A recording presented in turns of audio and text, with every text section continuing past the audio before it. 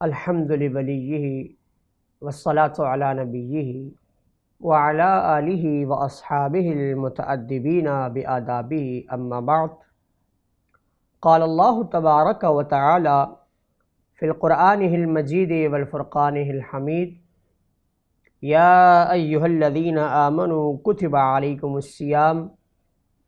وقال النبي صلى الله عليه وآله وسلم: من صام رمضانا ایمانا و احتسابا غفر له ما تقدم من ذنبه. صدق اللہ خالقنا العظیم و صدق رسوله النبی الامین الکریم الرؤوف الرحیم ونحن على ذلك لمن الشاہدین والشاکرین والحمد للہ رب العالمین. مولاي صلی وسلم دائما ابدا على حبیبک خیر الخلق کلہم. هو الحبیب الذی ترجى شفاعته لكل هول من الاحوال مقتحم.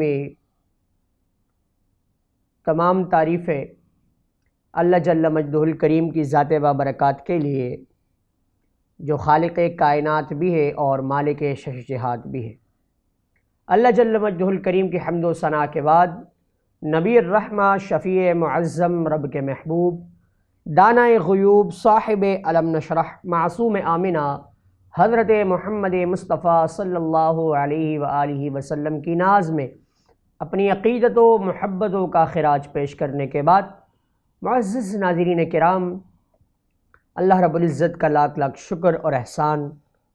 اللہ رب العزت کی دی ہوئی توفیق سے الحمدللہ آج ہم نئے موضوع کے ساتھ نئے پروگرام میں آپ کے سامنے حاضر ہیں.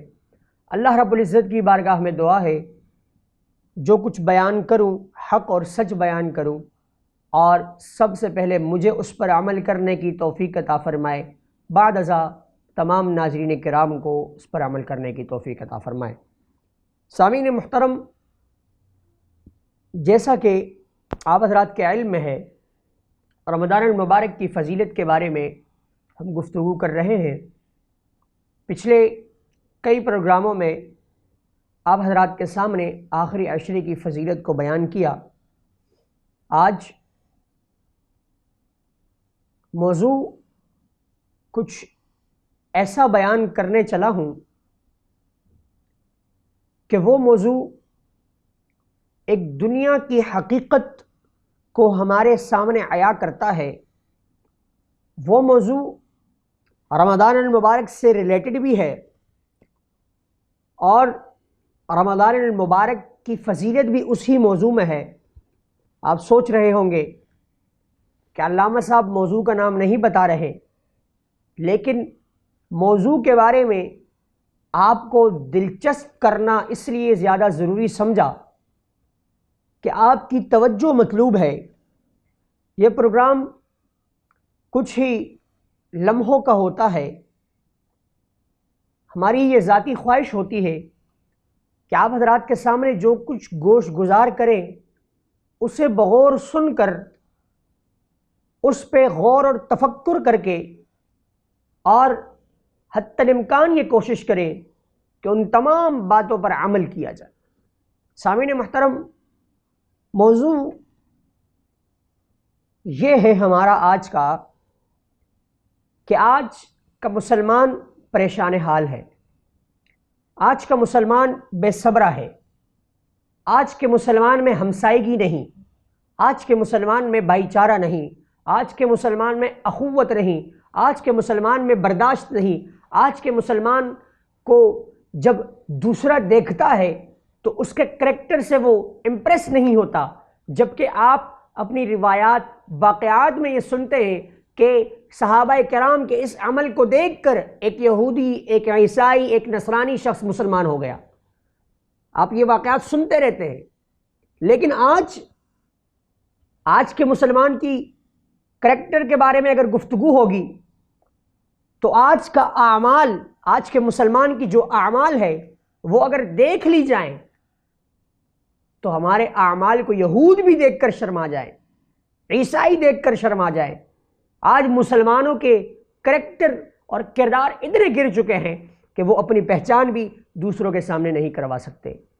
امر اس بات کی ہے ضرورت اس بات کی ہے کہ رمضان المبارک ایک اصلاح کا مہینہ بھی ہے، رمضان المبارک ایک تربیت کا مہینہ ہے۔ رمضان المبارک میں ہم اپنی تربیت کو کیسے چار چاند لگا سکتے ہیں، رمضان المبارک میں ہم اپنے بچوں کی کیسے تربیت کر سکتے ہیں تاکہ وہ آگے جا کر اس تربیت کی فائدہ لے کر اپنی زندگی میں اس کو امپلیمنٹ کرے۔ اور ضرورت اس بات کی ہے کہ ہم مسائل اور گفتگو تو کر لیتے ہیں، لیکن جو سب سے بڑی خامی ہوتی ہے مسلمان کی، کمزور مسلمان کی بات کر رہا ہوں میں، وہ ہوتی ہے عمل۔ ہمارے کوئی عمل نہیں ہے ہمارے پاس، ہم عمل سے بہت دور ہیں۔ مسائل تو ہمیں بہت اچھے آتے ہیں، بیان بھی بہت اچھے کرتے ہیں، لیکن ہم اس پر عمل کتنا کرتے ہیں؟ 100% کوئی بات آپ کے سامنے بیان کر دی جائے، دیکھنا یہ ہوتا ہے کہ لوگ 5% ایسے لوگ ہوتے ہیں جو اس پر عمل کرتے ہیں۔ ایسا نہیں ہونا چاہیے۔ اپنے عمل سے خود کو مضبوط کریں، اپنے کردار سے لوگوں کو متاثر کریں۔ یہ نہیں کہ آپ کو بتانا پڑے کہ میں مسلمان ہوں، بلکہ وہ لوگ کہتے ہیں نا، مشہور ایک جملہ ہے کہ آپ کے کردار کو دیکھ کر لوگ کہیں کہ یہ مسلمان آ رہا ہے، یہ محمد عربی صلی اللہ علیہ وآلہ وسلم کا غلام آ رہا ہے۔ آپ کا کردار، کریکٹر ایسا ہونا چاہیے۔ آپ کا کردار تو سب سے نمایاں تھا۔ آپ نے تو خلافت عثمانیہ کی بنیاد رکھی تھی، آپ نے تو خلافت عثمانیہ چلائی ہے، آپ نے تو تمام ممالک پر حکمرانی کی ہے۔ حضرت عمر کے دور کی حکمرانی، حضرت عمر کے دور کی بادشاہت کسی کو نہیں معلوم؟ ہم مسلمانوں کی زوال کا سبب کیا ہے؟ اقبال نے بھی کہا تھا کہ مسلمان کی زوال کا سبب یہ نہیں کہ مسلمانوں کے پاس پیسہ نہیں، مسلمانوں کے پاس ٹیکنالوجی نہیں، مسلمانوں کے پاس سائنس نہیں، مسلمانوں کے پاس انجینئرنگ نہیں، اقبال نے کہا مسلمانوں کے پاس سب کچھ ہے، مسلمانوں کے پاس بہت کچھ ہے، لیکن اگر مسلمانوں کے پاس نہیں تو ان کی مرکز سے دوری ہے، یعنی حضور علیہ الصلوۃ والسلام کے روضے مبارک سے دوری ہے۔ حضور علیہ الصلوۃ والسلام کی دامن سے وابستگی نہیں ہے مسلمان کی۔ جب حضور سے وابستگی، حضور علیہ الصلوۃ والسلام کے دامن سے وابستگی نہیں ہوگی تو مسلمانوں کو پھر کبھی عروج نہیں مل سکتا۔ اور یہ یاد رکھیے گا، مسلمانوں کو جب جب عروج ملی ہے، اللہ رب العزت نے مسلمان کو جب جب ترقی دی ہے، تب اللہ رب العزت کے محبوب علیہ الصلوۃ والسلام کے قدموں کے صدقے مسلمانوں کو عروج اور ترقی ملی ہے۔ اور مسلمانوں کے زوال کا سبب جو اقبال نے بھی بیان کیا، وہ یہی بیان کیا کہ مسلمان حضور علیہ الصلوۃ والسلام کے دامن سے وابستہ نہیں، حضور علیہ السلام کے دامن سے دوری ہے۔ جب آپ حضور علیہ الصلوۃ والسلام کے دامن سے دوری اختیار کر گئے آپ، تو پھر کامیابی آپ کا مقدر نہیں بن سکتی۔ سامعین محترم، ضرورت اس بات کی ہے، امر اس بات کی ہے کہ آقا علیہ الصلوۃ والسلام سے محبت کی جائے، حضور علیہ الصلوۃ والسلام کی محبت اپنے دلوں میں بسا لی جائے، حضور علیہ الصلوۃ والسلام کی محبت اپنے بچوں کو سکھائی جائے۔ اور سب سے بڑا ذخیرہ ہی یہی ہے کہ آپ نے اپنے بچوں کو اور خود حضور علیہ الصلوۃ والسلام کی محبت میں مبتلا کر دیا، تب جا کر آپ کامیابی کے منازل کو طے کر سکتے ہیں۔ اگر حضور علیہ الصلوۃ والسلام کی محبت اور عزت کو کسی نے نہیں اپنایا تو ذلت اور رسوائی اس کا مقدر بن جاتی ہے۔ جب جب بھی مسلمان عروج کریں گے، جب جب بھی مسلمان ترقی کریں گے، اس کا ایک ہی واحد ذریعہ اور حل ہوگا کہ وہ آقا علیہ الصلوۃ والسلام سے عشق، وفا اور محبت کریں گے۔ اس لیے اقبال نے بھی فرمایا تھا کہ کی محمد سے وفا تو نے تو ہم تیرے ہیں، کہ کی محمد سے وفا تو نے تو ہم تیرے ہیں، یہ جہاں چیز ہے کیا لوح و قلم تیرے ہیں۔ سامعین محترم، موضوع کسی اور طرف چلا جائے گا، الغرض بات یہ ہے کہ مسلمانوں کی حضور علیہ الصلوۃ والسلام کی دامن سے دوری جو ہے یہ ہمارے زوال کا سبب بن رہی ہے۔ بات یہاں ختم نہیں ہوتی، بلکہ بات یہاں اور زیادہ بڑھ جاتی ہے کہ ایک دوری تو ہماری مرکز سے ہے ہی ہے، گنبد خضرا سے ہماری دوری ہے، لیکن دوسری سب سے بڑی وجہ یہی ہے کہ ہمارے مسلمانوں کے درمیان آپس میں اتحاد اور اتفاق نہیں۔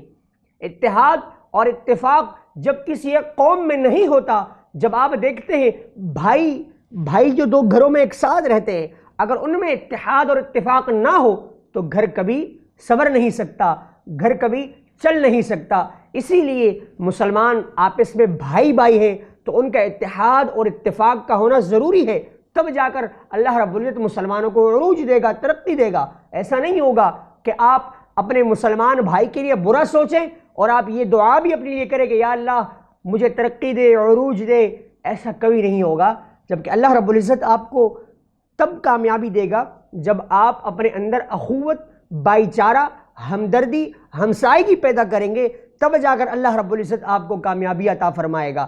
سامعین محترم، سب سے پہلی بات حضور علیہ الصلوۃ والسلام کے عشق سے ہماری دوری، دوسرا اللہ رب العزت کے جو پیارے بندے ہیں ان سے ہماری دوری، یعنی کہ مسلمان جو آپس میں بھائی بھائی ہیں ان سے ہم کتنے دور ہو چکے ہیں۔ آپ دیکھیں، ایک مسلمان دوسرے مسلمان سے ایک دفعہ بھی، حدیث شریف میں آتا ہے نا، آپ نے حدیث سنی ہے کہ ایک مسلمان کو مسکرا کر دیکھنا بھی صدقہ ہے۔ یہ ایک دوسرا حدیث شریف میں آیا اب والدین کے ساتھ ہمدردی کا، یہ آپ کو میں ایسی ایسی چیزیں بتا رہا ہوں جو آپ نے سنی ہے، لیکن ریوائز کرنے کا مطلب یہ ہے کہ آپ اس کو سن کر اس پر عمل کرنے کی کوشش کریں کہ اپنے والدین کو ایک بار محبت کی نگاہ سے، خلوص کی نگاہ سے دیکھنا مقبول حج کا ثواب اللہ تعالیٰ عطا فرماتا ہے۔ حج کے لیے ہم پیسے جمع کرتے ہیں، عمرے کے لیے ہم پیسے جمع کرتے ہیں، وسائل پیدا کرتے ہیں، تب جا کر ہم جاتے ہیں نا، لیکن اللہ نے کیا فرمایا؟ اپنے والدین کو محبت اور خلوص کی نگاہ سے ایک بار دیکھ لو، اللہ رب العزت تمہیں مقبول حج کا ثواب عطا فرمائے گا، یعنی کہ تمہارا وہ حج، وہ عمرہ، وہ مقبول ہو کر جو ثواب تمہیں ملے گا وہ ثواب تمہیں ملے گا۔ سامعین محترم، ہماری جو سب سے کمزوری ہے، میری اور آپ کی جو کمزوری ہے، ہم نے اس کو دیکھنا ہوگا، اپنی کمزوریوں کا اعتراف کر کے اپنی کمزوریوں کو ختم کرنا ہوگا، نہ کہ ہم انشاءاللہ اس پر کافی پروگرامز کریں گے۔ مجھے یہ محسوس ہو رہا ہے، یہ فیلنگ مجھے آ رہی ہے اندر سے کہ ہماری یہ سب سے بڑی کمزوری ہے کہ ہم اپنی غلطی کا احساس کرتے ہوئے اس کا اعتراف نہیں کرتے، ہم اپنی غلطیوں پر نادم نہیں ہوتے، جو سب سے بڑی کمزوری ہے ہماری۔ اگر ہم آج ہی یہ عہد کر لیں کہ جو ہم غلطی کریں ہم اس کا اعتراف کر کے اللہ رب العزت سے بھی معافی مانگے، جس کا دل دکھایا ہو اس سے بھی معافی مانگے۔ حقوق اللہ اور حقوق العباد بہت بڑی اہم کردار رکھتی ہے انسان کی لائف، انسان کی زندگی میں۔ سامعین محترم، آقا علیہ الصلوۃ والسلام سے عشق اور محبت، حضور علیہ الصلوۃ والسلام کے دامن سے وابستگی، اور حضور علیہ الصلوۃ والسلام کی امت میں یعنی مسلمان آپس میں اتحاد اور اتفاق سے رہنا، کیونکہ اس کی بہت بڑی برکتیں ہیں۔ اتحاد اور اتفاق میں بہت بڑا برکت ہے، اس کا اندازہ اس وقت ایک انسان کو ہو سکتا ہے کہ آپ جب اتحاد اور اتفاق کے ساتھ دونوں ہاتھ آپ کے مل جائیں، یعنی دونوں بھائی ایسے مل جائیں، تو پھر اس میں درار کوئی نہیں لا سکتا۔ دیوار میں جب آپ سیسا پلائی ہوئی دیوار بن جائیں گے کفر کے سامنے، تو پھر آپ میں کوئی درار پیدا نہیں کر سکتا، آپ کو کوئی جدا نہیں کر سکتا۔ تو اتحاد اور اتفاق کی اتنی زیادہ ضرورت ہے۔ تیسری اہم چیز ہمدردی۔ آج اگر ہمارا مسلمان پڑوسی ہمارے سامنے بلکتے مر بھی رہا ہوتا ہے، ہمیں جوں تک نہیں رینگتی، ہمیں اس کی کوئی خبر ہی نہیں ہوتی کہ ہمارا جو ساتھ رہنے والا پڑوسی ہے وہ کس حال میں ہے، جبکہ آپ دیکھیں حدیث مبارکہ میں آیا ہے، کئی بار حدیث مبارکہ میں حضور علیہ الصلوۃ والسلام نے یہ تاکید کی اور صحابہ کرام نے فرمایا کہ ہم لوگ ایک وقت ایسا تھا کہ ہم لوگ ڈر گئے تھے کہ کیا پتہ اسلام میں ہمسایہ جو پڑوسی ہیں ان کو وراثت کا حصہ نہ دینا پڑے، یعنی اتنا زیادہ اہمیت کے حامل ہمسائیگی، پڑوسی، ان کا خیال کرنا۔ ہاں، تو یہ چیزیں سب سے زیادہ ضروری ہیں، اور ان کا احساس رمضان مبارک میں یہ موضوع سلیکٹ کرنا اس لیے بھی یہ ضروری ہے کہ ہم اپنے اعمال کی اصلاح کر سکیں۔ یہ رمضان مبارک، احکام رمضان کے جو پروگرام ہے، یہ ساتھ ساتھ اصلاح رمضان بھی ہے ہمارے لیے کہ ہم رمضان مبارک میں اپنی کتنی اصلاح کر سکتے ہیں۔ ہم اپنے دل کے اندر جھانک لیں کہ ہم کتنے زیادہ پانی میں ہیں۔ جب ہمیں پتہ چلے گا تو پھر ہمیں یہ احساس ہوگا کہ یار اتنی بڑی گناہ ہم سے ہوئے، اور چھوٹے چھوٹے گناہ، اب دیکھیں میں نے آپ کو 3-4 پوائنٹس بتائے، اگر ہم اس کو انسان اس کو ذرا سوچ کر دیکھے تو چھوٹی چھوٹی سی باتیں، لیکن اگر ان چھوٹی چھوٹی باتوں پر آپ عمل کر کے دیکھ لیں تو آپ کو اندازہ ہوگا کہ ہم اپنی زندگی میں کس چیز کو مس کر رہے تھے۔ سامعین محترم، ہمدردگی، ہمسایہ، بھائی چارہ، اخوت کو قائم کریں۔ مسلمان آپس میں ویسے ہی بھائی ہیں، انما المؤمنون اخوہ۔ جب مسلمان آپس میں بھائی ہے تو پھر وہ بھائی ایسا کیوں ہو جاتا ہے کہ دوسرے بھائی کے مال کو ہڑپ کرتا ہے، دوسرے بھائی کی مال پر بری نظر رکھتا ہے، دوسرے بھائی کی مال و متاع پر نظر رکھتا ہے اور وہ بری نظر رکھتا ہے؟ ایسا کیوں نہیں ہوتا کہ اگر کوئی مسلمان، اس کا بھائی ترقی کر رہا ہو، یعنی وہ ترقی کے منازل کو طے کر رہا ہو، تو اسے دعا کر لینا چاہیے، نہ کہ حسد کرنی چاہیے۔ تو وہ ایک کہاوت بھی ہے اور ایک جملہ بھی ہے جو سب سے سمجھنے والا ہے کہ محنت کر، حسد نہ کر۔ محنت کرو، جتنی محنت کر سکتے ہو محنت کرو، لیکن کسی سے حسد نہیں کیا کرو۔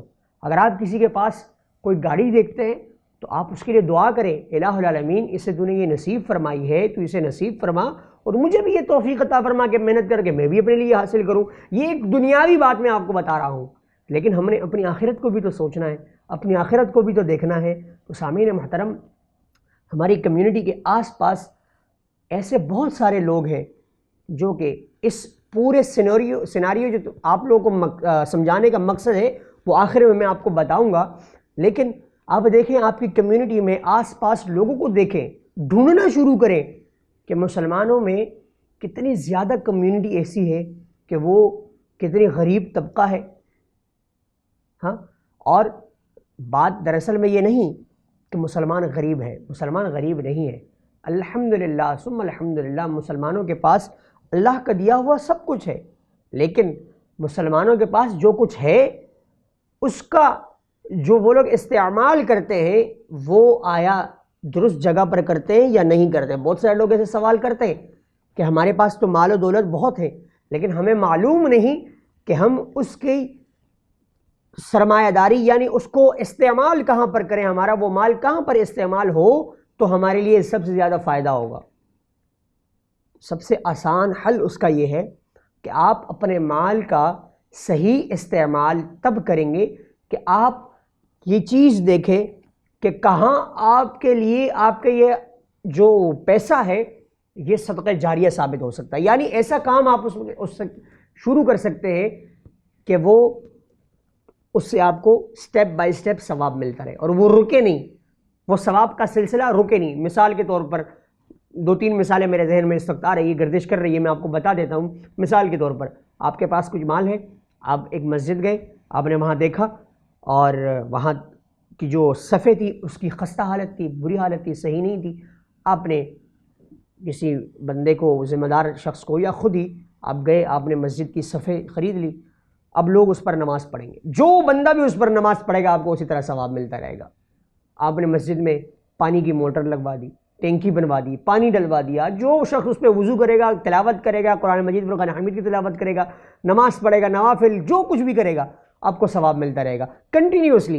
یہ دیکھ رہے ہیں آپ، سٹیپ بائی سٹیپ آپ کو ثواب ملتا رہے گا ملتا رہے گا۔ اسی طرح آپ کسی اچھے اسلامک کام میں اپنے پیسے کو لگائیں۔ آپ دیکھتے ہیں جو آپ ہمارے اس چینل کو دیکھ رہے ہیں، رمضان ٹی وی، کتنا اچھا کام ہو رہا ہے۔ آپ اس سے اندازہ لگائیں کہ آپ ایسا کون سا کام کر سکتے ہیں جس سے آپ کو فائدہ ہو۔ یہاں سے بیٹھ کر آپ کو نفرت کی کوئی بات نہیں مل رہی، جبکہ یہاں سے بیٹھ کر ہم کوشش یہ کرتے ہیں کہ آپ کی اصلاح کریں، آپ کے نفس کی اصلاح کریں۔ یہ سب لوگ ہمارے ارد گرد جتنے بھی لوگ کام کر رہے ہیں ان کی یہ کوشش ہوتی ہے تاکہ آپ کو ایسا پیغام دیا جائے کہ آپ کے ذہن میں جو منفی باتیں ہیں، جو اسلام کا تصور ہے صحیح معنوں میں، وہ آپ تک ہم پہنچائیں۔ اب ہم تو آپ تک پہنچا دیتے، ایسے کام کریں جس سے آپ کو فائدہ ہو۔ تو سامعین محترم، مسلمانوں کو سب سے زیادہ جس بات پر فوقیت اور فوکس کرنا چاہیے وہ ہے ہمدردی۔ ایک دوسرے کی ہمدردی جب تک نہیں ہوگی تب تک ہم کامیابی ہمارا مقدر نہیں بن سکتی، اور ہم کامیاب ہو ہی نہیں سکتے ہیں تب تک جب تک ہم آپس میں مل جل کر نہ رہیں، ایک کمیونٹی بن کر رہیں۔ آپ دیکھیں نا، مسلمان ہیں ہم، تمام مسلمان اللہ رب العزت کو مانتے ہیں، اللہ وحدہ لا شریک ہے، حضور علیہ الصلوۃ والسلام کو آخری نبی مانتے ہیں۔ تو آپ یہ دیکھیں، آپ جو آپ کے متفقات ہیں اس پر آپ جمع ہو جائیں۔ جب آپ جمع ہو جائیں گے تب آپ کو لگے گا، یہ احساس ہوگا کہ مسلمان ایک بڑی پاورفل کمیونٹی ہے۔ سامعین محترم، بھائی چارگی، ہمدردگی، اخوت ہمارے لیے نہایت ہی زیادہ ضرورت کے، اہمیت کے حامل ہے۔ اس لیے آج مجھے یہ احساس ہوا کہ ہم آپس میں کتنے ایک دوسرے سے دور ہیں۔ دیکھیں، جب آپ کسی سے کوئی تعلق نہیں رکھتے، اس کا سب سے زیادہ جو ڈس ایڈوانٹیجز ہوتا ہے وہ کیا ہوتا ہے کہ آپ کو اس کی خبر نہیں رہتی۔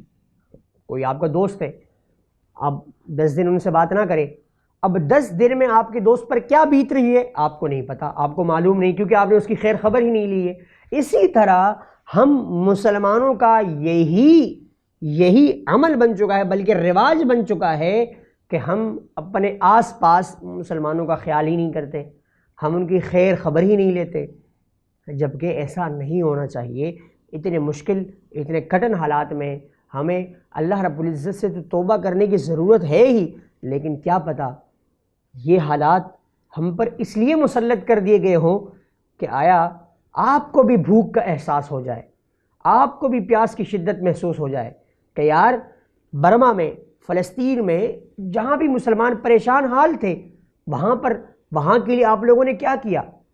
اب آپ کو یہ احساس ہونے لگے گا کہ یار علامہ صاحب نے بتایا تو کیا آیا ہم نے ان کے لیے کچھ کیا؟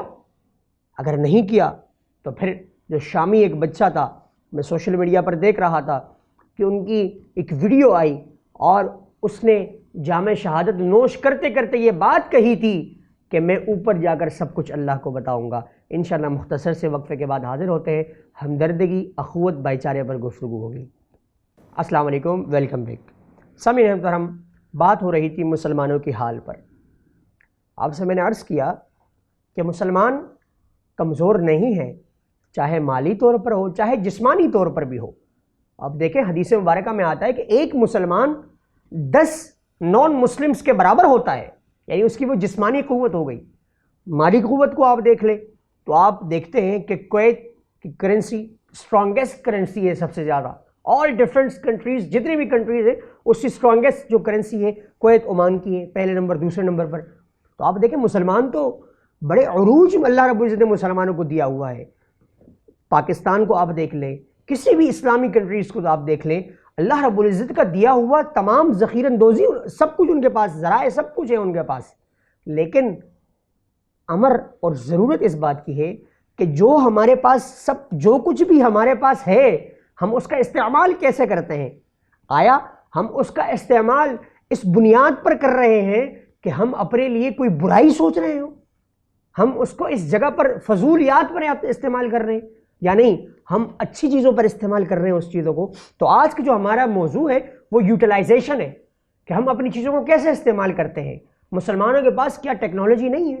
مسلمانوں کے پاس سب کچھ ہے۔ اس سے پہلے میں نے عرض کیا کہ علامہ اقبال قلندر لاہوری بہت بڑے عالم دین ہیں، بہت بڑے اسکالر تھے، تو انہوں نے یہی کہا تھا کہ بھائی مسلمانوں کے پاس تو سب کچھ ہے۔ یہ بات نہیں ہے کہ مسلمان کمزور کیوں ہیں، مسلمانوں کے پاس لیڈرشپ بھی ہے، مسلمانوں کے پاس اسٹرانگیسٹ کرنسی بھی ہے، مسلمانوں کے پاس تمام وسائل ہیں، مسلمانوں کے پاس تمام ٹیکنالوجیز ہیں، مسلمان بڑے بڑے سائنسدان بھی ہیں، مسلمان بڑے بڑے لیڈرشپ مسلمانوں نے چلائی ہے۔ لیکن اگر مسلمانوں کے پاس نہیں ہے تو مسلمانوں کے پاس اخوت، بھائی چارگی نہیں ہے۔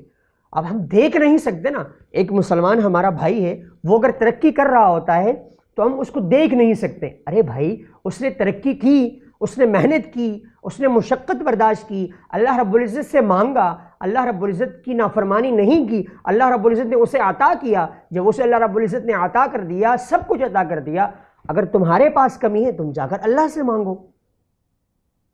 تو کسی دوسرے مسلمان کو ڈیگریڈ نہیں کیا کرے۔ جو آپ ڈیگریڈ کرتے ہیں اس سے نقصان یہ ہوتا ہے کہ جو اچھا عمل کر رہا ہو وہ آپ کے ڈیگریڈ کرنے سے وہ زیادہ اور زیادہ پریشان حال ہو جاتا ہے۔ تو وہ ہمارے استاد محترم فرمایا کرتے تھے ہم سے کہ ہم ایک ایسی قوم ہے کہ اگر کوئی شخص ٹینشن میں نہیں ہے تو دوسرا سوچتا ہے کہ یار اس شخص کو ٹینشن کیوں نہیں ہے، اور اگر کوئی ٹینشن میں ہے تو اس کو اور ٹینشن میں مبتلا کر دیتے ہیں۔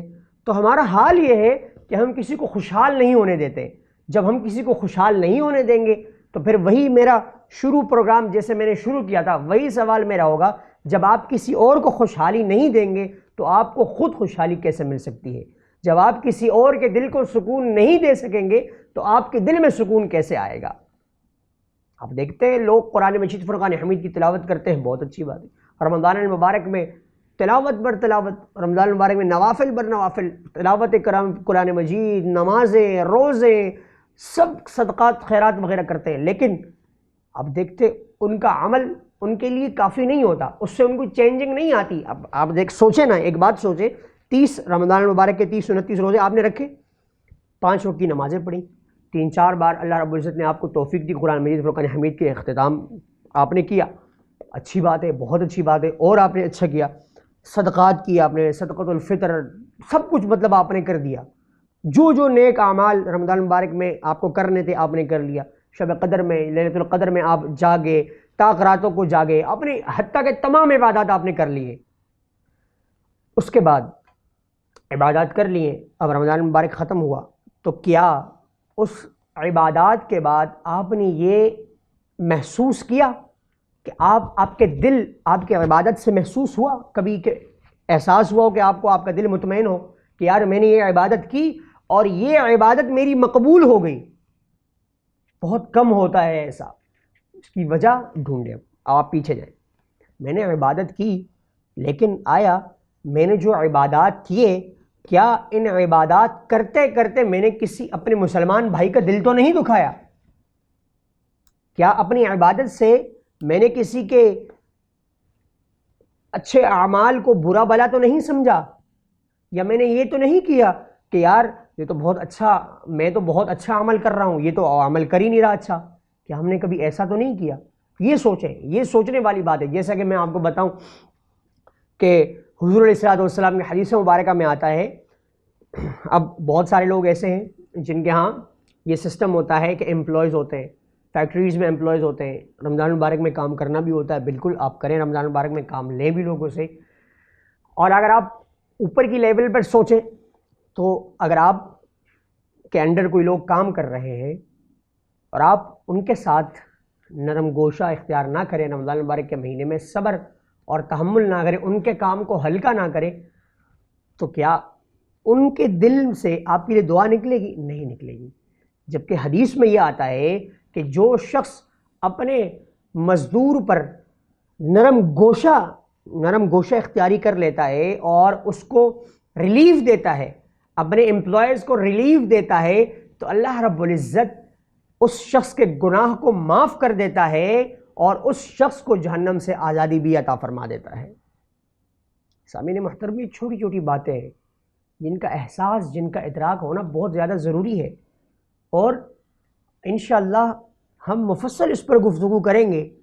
اور مجھے جیسا کہ میں نے آپ کو بتایا، یہ احساس ہوتا جا رہا ہے اور بڑھتا جاتا ہے، اور ایک ذہن میں بوجھ ہو جاتا ہے کہ یار مسلمانوں کے پاس تو سب کچھ ہے۔ حسن البنا جیسی شخصیات مسلمانوں کے پاس تھی، جابر بن حیان، بڑے بڑے سائنٹسٹ، ہاں، حضرت عمر جیسی خلافت، اب دیکھیں ابو بکر صدیق جیسی خلافت، حیدر کرار جیسی خلافت، عثمان غنی جیسی خلافت، اور تو یہ تمام چیزیں، یہ آپ دیکھیں نا، خلافت عثمانیہ کی جس نے بنیاد رکھی، اور ایک ترکش جو ڈرامہ بھی چل رہا ہے آپ کے سامنے، آپ لوگ دیکھتے ہوں گے اس کو، وہ سب چیزیں آپ دیکھیں نا، یہ پریکٹیکل چیزیں ہیں، اور یہ سب کچھ مسلمان کمیونٹی میں ہوتا رہا، اور وہ مسلمان ہمارے جیسے ہی تھے، ان کے بھی 2 ہاتھ تھے، ان کے بھی 2 آنکھیں تھی، ان کے بھی لب تھے، وہ بھی بولتے تھے، وہ بھی کھاتے تھے، وہ بھی چلتے تھے، وہ بھی پھرتے تھے، ان کے بھی مال و متاع ان کے پاس بھی تھا، ان کے بھی بچے تھے، سب کچھ تھا۔ مطلب یہ تو نہیں تھا نا کہ وہ ایک انوکھے تھے یا وہ آسمان سے آئے تھے، ایسا بالکل نہیں تھا، ان کے پاس سب کچھ موجود تھا، لیکن سب کچھ ہونے کے بعد انہوں نے ان چیزوں کی یوٹیلائزیشن جو کی تھی، ان چیزوں کو جو استعمال کیا تھا، وہ ایک مڈل، مطلب ایک درمیان سے انہوں نے استعمال کیا تھا، نہ زیادہ اس میں غلو کیا تھا اور نہ زیادہ کوئی ایسا کام کیا تھا کہ جس سے ان کو تکلیف، دوسرے کو تکلیف دے۔ سب سے آسان کام جو ہے دوسروں کو تکلیف دینا ہے۔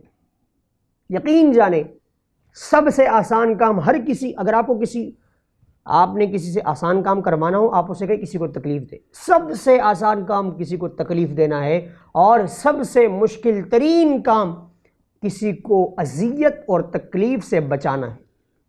اور پھر مسلمان بھی وہی ہے، حدیث مبارکہ میں بھی آیا ہے کہ جس کے دوسرے مسلمان کے ہاتھ زبان سے دوسرا مسلمان محفوظ رہے۔ اب ہم سوچیں، ہم اپنی کمیونٹی میں دیکھیں، جھانکیں کہ کتنے ہمارے بھائی ہم سے پریشان ہیں ہماری عمل اور حرکتوں کی وجہ سے، ہمارے گھر کے فرد ہم سے پریشان ہو جاتے ہیں، ہمارے ایسے اعمال ہو جاتے ہیں۔ تو سامعین، ناظرین کرام، ضرورت اس بات کی ہے کہ ہم سب سے پہلے اپنے آپ میں ایک سوچ پیدا کریں اور اپنے دل کے اندر ایک احساس پیدا کریں کہ یار یہ احساس، یہ دل کے اندر جو ہمارا مفتی بیٹھا ہوا ہے، اس کو یہ احساس ہو کہ یہ غلط کام ہو رہا ہے، یہ صحیح کام ہو رہا ہے۔ دوسروں کا احساس اپنے اندر پیدا کریں۔ جب آپ دوسرے کا احساس اپنے اندر پیدا کریں گے تب جا کر آپ کی زندگی میں بدلاؤ آئے گا، اور یہی بدلاؤ آپ کی زندگی کا اصل مقصد ہے، اور یہی بدلاؤ آپ کی کامیابی اور کامرانی ہے۔ جب بھی آپ کسی کے لیے اچھا سوچیں گے، اچھا کریں گے، اللہ رب العزت کامیابی کو آپ کے قدموں میں لا دے گا۔ پھر آپ کو کہیں جانا نہیں پڑے گا کامیابی کے لیے، بس آپ احساس کریں، لوگوں میں احساس ذمہ داری کا اپنے آپ کو نمایاں مظہر بنائیں، اور اپنے کردار کو ایسا بنائیں کہ آپ کے کردار کو دیکھ کر یہود اور نصارہ وہ شرمائیں نہیں، بلکہ وہ دیکھیں کہ یار یہ حضور علیہ السلام کا امتی آ رہا ہے، حضور علیہ السلام کا غلام آ رہا ہے۔ اپنے آپ کو روحانی طور پر اتنا مضبوط کریں۔ آپ ہمارے روحانی پروگرام بھی دیکھتے ہیں، آپ اس کو دیکھیں، سنیں، آپ روحانی طور پر خود کو مضبوط کریں، آپ عقلی طور پر خود کو مضبوط کریں، آپ نفس کو کنٹرول کریں، آپ اپنے اندر ایسے اعمال کی بنیاد رکھیں، بلکہ اپنے آپ کو اتنا ڈیولپ کریں کہ اسلام کو لوگوں کے سامنے آپ بیان کریں، بلکہ اسلام کو اس لیے یوز نہ کریں کہ اپنے ڈیفنس کرو۔ اسلام صرف اپنے ڈیفنس کے لیے استعمال نہیں کرو، بلکہ اسلام اس لیے بھی استعمال کرو کہ اسلام تو ایک ایسا مذہب ہے، اسلام تو ایک ایسا درد رکھنے والا مذہب ہے کہ اسلام کہتا ہے کہ ایک کسی ناحق کو قتل کرنا تمام مجموعی انسانیوں کا قتل کرنے کا حکم ہوتا ہے۔ تو آپ دیکھیں کہ اسلام تو ایک ایسا دین ہے ہمارے لیے کہ ہم تو پرایوں کو اپنانے کے لیے آئے ہوئے ہیں۔ حضور علیہ السلام نے کیا کیا؟ سلمان فارسی کا واقعہ اگر آپ کو بتاتا چلوں، پورے پروگرام چل جائیں گے انشاءاللہ، نیکسٹ ٹائم کبھی آپ کو بتائیں گے۔ اب دیکھیں وہ کہاں سے آئے تھے، لیکن حضور نے اپنے ساتھ ان کو شامل کر دیا اور ان کو اپنا بنا دیا، اور اپنی چادر میں، کملی والے چادر میں اوڑھ کر فرمایا یہ میری آل سے ہے۔ جبکہ سلمان فارسی فارس سے آئے تھے اور فرمایا نہیں یہ میری آل سے ہے۔ تو دوسروں کو اللہ رب العزت کے محبوب علیہ السلام نے اپنا آل قرار دے کر یہ ثابت کر کے دکھایا کہ اپنے اندر سے زبانی تعصب، نسلی تعصب کو نکال دو، اور یہ تعصب کسی کام نہیں آنے والا، بلکہ صرف اور صرف اس چیز کی بنیاد پر اپنے رشتے کو قائم کرو اور رشتے کو مضبوط کرو کہ لا الہ الا اللہ محمد الرسول اللہ صلی اللہ علیہ وآلہ وسلم۔ آپ کا رشتہ جو ہونا چاہیے وہ اس بنیاد پر ہونا چاہیے، جو آپ کا رشتہ ہو وہ اتنا مضبوط ہو کہ آپ کا جو رشتہ قائم ہو وہ لا الہ الا اللہ محمد رسول اللہ صلی اللہ علیہ وآلہ وسلم کی ہو۔ تو آپ کی جو بنیاد ہے، رشتے کی بنیاد، وہ کلمہ طیبہ پر ہو۔ جب آپ اپنی بنیاد کو مضبوط کریں گے تو جو شاخیں ہوں گی، وہ جب آپ ایک تناور درخت بن جائیں گے، آپ کی جو شاخیں ہوں گی وہ آلریڈی ایک مضبوط ہو جائے گی۔ آپ دیکھیں مسلمان پریشان حال ہیں، سب مسلمان پریشان نہیں ہیں۔ آپ ریسرچ کر لیں، آپ دیکھ لیں اس بات کو، اگر دنیا میں 50 یا 40% مسلمان ہیں تو ان میں پریشان کن مسلمان جو ہوں گے وہ 10% ملیں گے آپ کو، جبکہ میجورٹی جو ہے وہ بالکل خوش ہر چیز پہ خوش ہوگی، وہ اللہ کا دیا ان کے پاس سب کچھ ہوگا۔ تو اگر اتنی بڑی کثیر تعداد میں مسلمان خوشحال ہیں اور کچھ کم تعداد میں وہ خوشحال نہیں ہے، تو اب وہ تصور، وہ تصویر، وہ پکچر کیا پیش کی جاتی کہ تمام مسلمان پریشان حال ہے، جبکہ ایسا نہیں ہے۔ وہ ہماری وجہ سے ہے۔ ہماری وجہ سے کیوں ہے؟ اس وجہ سے، آپ ایک مختصر سی بات کو میں کرتا چلوں گا، وہ پریشان اس وجہ سے ہے کہ اگر ہمارا کوئی پڑوسی ہے ساتھ رہنے والا پڑوسی یا میرے ساتھ اگر کوئی بیٹھا ہوا شخص ہو اور میں اس سے حال احوال بھی نہ کروں کہ بھائی صاحب آپ کیسے ہیں، آپ کے گھر پہ سب کچھ خیریت سے ہے، خیر و عافیت سے ہے، ایسے مسلمانوں میں سفید پوش لوگ بھی ہم نے دیکھے ہیں کہ وہ 3 دن تک صرف پانی کے ساتھ گزارا کرتے ہیں، کھجوروں کے ساتھ گزارا کرتے ہیں، لیکن کسی کو یہ فیلنگ نہیں ہونے دیتے کہ یار ہم بھوکے ہیں یا ہمارے پاس کچھ بھی نہیں ہے۔ تو یہ تو بڑی خوش قسمتی کی بات ہے ہماری کہ ہمیں کتنے خوش نصیب لوگ ہیں کہ ہم اپنے غربت کا واویلہ نہیں کرتے۔ لیکن اگر کوئی شخص غربت کا واویلہ نہیں کرتا تو آپ ایسا کیوں نہیں کر لیتے کہ رات کی تاریکی میں اس کے گھر میں جا کر راشن کچھ دے آئیں؟ رات کی تاریکی میں جا کر اگر وہ شخص پریشان حال ہے بیٹی کے جہیز کے لیے تو آپ رات کی تاریکی میں جا کر اس کے گھر پہ کچھ پیسے پھینک آئیں اور وہ صبح سویرے اپنی بیٹی کے جہیز کا اہتمام کریں۔ یہ کیا ہے؟ یہ تب ہوگا جب آپ ایک دوسرے سے خبر لیں گے، ایک دوسرے کے حال احوال لیں گے۔ جب آپ ایک دوسرے کے حال احوال لیں گے تب جا کر آپ کو یہ احساس ہوگا اور آپ میں یہ احساس ذمہ داری آئے گی کہ یار میرے آس پاس کے لوگ کتنے پریشان ہیں۔ ضروری نہیں کہ آپ کے آس پاس کے صرف مسلمان پریشان ہوں، آپ کے آس پاس کا عیسائی بھی پریشان ہو سکتا ہے، آپ کے آس پاس کا ہندو بھی پریشان ہو سکتا ہے۔ اور یہ اسلام نے کبھی نہیں کہا، آپ نے کبھی نہیں سنا ہوگا نہ دیکھا ہوگا کہ اسلام نے کہا ہو کہ نہیں آپ تو صرف مسلمان کی مدد کریں۔ نہیں، آپ اپنے ارد گرد جس کو بھی دیکھیں جو زیادہ پریشان حال ہو، آپ دیکھیں 2 بندے، اگر دونوں بندے پریشان ہیں کوشش کریں دونوں کی مدد کریں، مسلمان عیسائی دونوں کی مدد کریں۔ نہیں، دونوں پریشان ہیں اور اب آپ اس پوزیشن پر پہنچتے کہ یار یہ مسلمان تو تھوڑا بہت سروائیو کر سکتا ہے لیکن یہ کرسچن جو میرا بھائی ہے وہ بالکل سروائیو نہیں کر سکتا، تو آپ سب سے پہلی فوقیت کرسچنس کو دیں، آپ اس کو دیں، اس کو فوقیت دیں، اس کو کچھ دیں تاکہ وہ اپنی زندگی کو سروائیو کرے، وہ زندگی گزارنے۔ جب وہ زندگی گزارے گا تو پھر اس کو ایک دن یہ سوچ تو آئے گی نا کہ یار مسلمان اتنے اچھے ہوتے ہیں کہ انہوں نے ہمارا اتنا احساس کیا اور یہ سوچا کہ اپنے دوسرے مسلمان بھائی کو یہ احساس بھی نہیں ہونے دیا کہ یار ابھی آپ کا گزارا ہو سکتا ہے، آپ سروائیو کر سکتے ہو، لیکن میں اس بندے کی تھوڑی ہیلپ کر دوں۔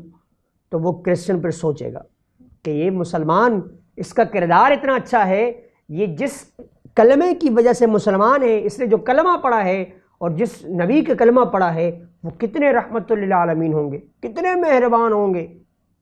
تو کیا آپ ایک پل کے لیے بھی نہیں سوچتے کہ آپ کے چھوٹے سے عمل کی وجہ سے کوئی اسلام کی دولت سے بہرور ہو جائے اور وہ اسلام کی اس کو یہ اب دیکھیں آپ، میں اکثر لوگوں کو کہتا ہوں کہ اسلام ایک ایسا مذہب ہے کہ تم اس کو جتنا دباؤ گے نا وہ اتنا ابھرے گا۔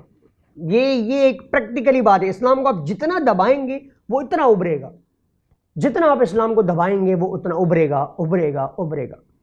اور میں یہ بھی اکثر یہ بات کرتا ہوں کہ اسلام کی تبلیغ کے لیے آپ کو بہت بڑے اسکالر کی ضرورت نہیں ہے، آپ کے پاس بہت بڑا علم نہیں ہونا چاہیے، بس آپ کے پاس آپ کا اخلاق ہونا چاہیے، آپ کا کردار ایسا ہونا چاہیے کہ آپ کے کردار کو دیکھ کر لوگ متاثر ہو جائیں۔ آپ نے بہت سارے واقعات سنے، چھوٹا سا واقعہ میں آپ کو سناؤں، اور وہ چھوٹا سا واقعہ شروع سے میں نہیں تفصیلی بیان کروں گا، اتنا وقت نہیں ہے ہمارے پاس۔ حضرت علی کسی کو جب مارنے جا رہے تھے، آپ نے دیکھا کہ جب آپ اس کو گرایا، اس شخص کو، نان مسلم کو گرایا، جیسے ہی آپ اسے مار رہے تھے تو اس شخص نے آپ کے مبارک رخسار پر تھوک ماری۔ جب تھوک ماری تو حضرت علی نے اسے چھوڑ دیا۔ لوگوں نے پوچھا یا حیدر کرار، آپ کی تلوار سے یہ بندہ کیسے بچ گیا؟ آپ نے فرمایا کہ میرے ساتھیوں، اگر اس وقت میں اسے مارتا تو یہ ہوتا کہ میں نے اس کو اپنے غصے کی وجہ سے مارا ہے۔ اب کردار، اب میں آپ کے سامنے کردار بیان کرنے لگتا ہوں، میں نے اپنے غصے کی وجہ سے اس کو مارا، لیکن میں اس کو اپنے غصے کی وجہ سے نہیں مار رہا تھا، بلکہ میں اس کو کسی اور وجہ سے مار رہا تھا، یعنی اسلام کی وجہ سے میں اس کو مار رہا تھا، لیکن اس نے تو اب میری ذات پر آ گئی بات، مجھ پر تھوک پھینکا، تو اب میری ذات پر یہ بات آ گئی، تو اس لیے میں نے اسے چھوڑ دیا۔ جب اس کو چھوڑ دیا تو وہ شخص امپریس ہو کر بعد روایات میں آیا بعد میں کہ اس نے اسلام کے دائرے میں وہ داخل ہو گیا، اس نے کہا کہ یہ کتنا بڑا خوبصورت دین ہے۔ اس طرح بہت سارے آپ کو مثال ملیں گے حضور علیہ الصلوۃ والسلام کی زندگی میں آپ کو بہت سارے مثال ملیں گے، صحابہ کرام کے دور میں آپ کو بہت بڑے مثال ملیں گے۔ آپ نے دیکھا سب سے بڑی مثال، آپ یہ تصور نہیں کر سکتے کہ مسجد میں آ کر کوئی گندگی کرے، لیکن ایک بدھو آیا، وہ مسجد میں اس نے کر دیا، گندگی کر دی۔ اب جب اس نے گندگی کی، صحابہ اٹھنے لگے، اس کو مارنے لگے۔ حضور نے فرمایا نہیں میرے صحابہ، یہ اسلام کی تعلیمات نہیں ہے۔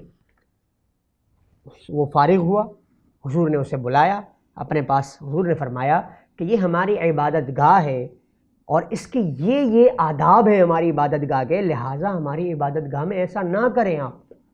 تو وہ شخص جب جا رہا تھا تو یہ سوچنے پر مجبور ہو گیا کہ دیکھیں کتنے ادب والے نبی ہیں، کتنے رحمت للعالمین ہیں۔ صحابہ کرام تو ان کو چھوڑتے تک نہیں۔ آپ حضور کی مثال، حضور کی زندگی میں، آپ حضور کی زندگی کو آپ پڑھیں، حضور کی زندگی کا آپ مطالعہ کریں، آپ کو حضور کی زندگی کا ایک ایک باب ایسا ملے گا کہ ایک ایک شخص نے، آپ ایک واقعہ سنیں، ایک واقعہ، خوبصورت ترین واقعہ۔ اس واقعے کو جو جب بھی میں پڑھتا ہوں، دیکھتا ہوں، سنتا ہوں، میری آنکھیں بھر آتی ہے، میرا سینہ، میرا کلیجہ ٹھنڈا ہو جاتا ہے جب اس واقعے کو میں کسی کے سامنے بیان کرتا ہوں اور یا پڑھتا ہوں یا دیکھتا ہوں۔ اللہ غنی ہے۔ ناظرین کرام، ایک بوڑھیا مکہ شریف سے نکلی اور راستے میں جا رہی تھی، سامان اس نے اپنے کندھے پہ ڈالا ہوا تھا، ضعیف العمر تھی، جھک جھک کر چل رہی تھی، جا رہی تھی۔ راستے میں سرکار دو عالم صلی اللہ علیہ وآلہ وسلم اسے ملے۔ فرمایا حضور نے کہ اے بڑھیا، میں تمہارے ساتھ یہ تمہارا سامان اٹھا لیتا ہوں، آپ کو جہاں جانا ہے میں آپ کو وہاں چھوڑ دیتا ہوں، کیونکہ یہ سامان بہت بھاری ہے اور آپ کو یہ اٹھانے میں تکلیف ہو رہی ہوگی۔ تو اس نے کہا جی بھتیجے۔ عرب میں ایک مشہور تھا کہ بھتیجا کہتے تھے، اپنے جو بڑی عمر کے لوگ ہوتے تھے وہ اپنے چھوٹے عمر کے لوگوں کو بھتیجا کہتے تھے۔ تو کہا جی بھتیجے بہت بھاری ہے۔ حضور علیہ الصلوۃ والسلام نے اپنی کملی کو اٹھایا اور اس کے بوڑھیا کی جو سامان تھا اس میں باندھ کر اپنے کندھے مبارک پر ڈالا اور وہ چلتے رہے۔ فرمایا کہ بڑھیا کہاں جا رہی ہو؟ تو بڑھیا نے کہا کہ اے بھتیجے، میں نے سنا ہے کہ عرب میں قریش کے قبیلے میں ایک جادوگر پیدا ہوا ہے، اور میں نے یہ بھی سنا ہے کہ جو شخص بھی اس شخص کو دیکھتا ہے اس کا جادو اس پر چل جاتا ہے اور وہ ان کے اپنے بتوں کو چھوڑ کر ان کے مذہب میں شامل ہو جاتا ہے۔ حضور علیہ السلام مسکرائے، حضور مسکرائے اور چلتے رہے، بتایا نہیں کہ اب وہ شخص تو میں ہوں۔ چلتے رہے، بڑھیا کی منزل پر پہنچ گئے۔ جب بڑھیا کی منزل پر پہنچے اور حضور نے اس کا سامان رکھا بڑھیا کا، بڑھیا نے کہا اے بھتیجے، پورے راستے میں ہم باتیں کرتے رہے، تم نے اتنی دور سے میرا سامان اٹھایا، مجھے یہاں پر لا کر چھوڑا، اپنا نام تو بتاتا چلو، تمہارا نام کیا ہے؟ میں جب لوگ مجھ سے پوچھیں گے کہ مکہ اتنا معزز شہر ہے، اسے چھوڑ کر آئی ہو تو صرف ایک جادوگر کی وجہ سے چھوڑ کر آئی ہو، تو میں لوگوں کو بتاؤں گی کہ ہاں مکہ میں ایسا بھی تھا، لیکن مکہ کا ایک ایسا خوبصورت نوجوان بھی تمہارے جیسا تھا کہ لوگ ضعیف العمر کی کتنی وہ مدد کرتا تھا، کتنا ہیلپ آؤٹ کرتا تھا، ضرورت مندوں کی، ضعیفوں کی کتنا مدد کرتا تھا۔ حضور علیہ السلام مسکرائے اور اس بڑھیا سے فرمایا اے بڑھیا، جس کو تو جادوگر سمجھتی ہے اور جادوگر کہتی ہے وہ تمہارے سامنے کھڑا ہوا ہے۔ بڑھیا نے کہا اگر وہ واقعی میں یہ شخص یعنی آپ ہیں وہ، تو پھر مجھے خوبصورت کلمہ پڑھائیں اور مجھے دائرہ اسلام میں داخل کرائیں۔ یعنی یہ حضور کا کردار تھا، پھر وہ بڑھیا مسلمان ہوئی۔ ایسے بہت سارے واقعات آپ نے سنے، دیکھے۔ حضور علیہ السلام کا یہ کردار تھا، ایک بڑھیا کی مدد کی، بڑھیا نے اسلام کو قبول کیا۔ تو اسلام کو کبھی بھی منفی روایت میں آپ پیش نہیں کیا کریں، اسلام کو ہمیشہ اسلام کو مثبت سوچ خود بھی رکھیں اور اسلام کو مثبت انداز سے بیان بھی کیا کریں، پیش بھی کیا کریں۔ اللہ رب العزت کی بارگاہ میں دعا ہے آج کا پروگرام کو ہمیں سمجھنے کی توفیق عطا فرمائے۔ وما توفیقی الا باللہ۔